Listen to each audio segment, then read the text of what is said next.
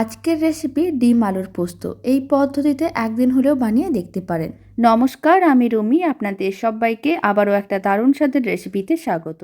প্রথমে কড়াইতে কিছুটা পরিমাণ তেল নিয়ে নিলাম, তার মধ্যে অল্প একটু লবণ আর হলুদ গুঁড়ো দিয়ে দিতে হবে, আর সেদ্ধ করে রাখা ডিম আর সেদ্ধ করে রাখা আলুগুলো দিয়ে দিলাম।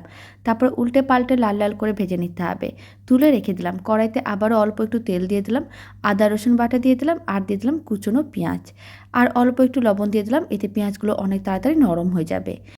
মিক্সির জারের মধ্যে 5 চামচের মতন পোস্ত, দুটো কাঁচা লঙ্কা আর অল্প একটু জল দিয়ে পোস্তটা পেস্ট করে নিতে হবে।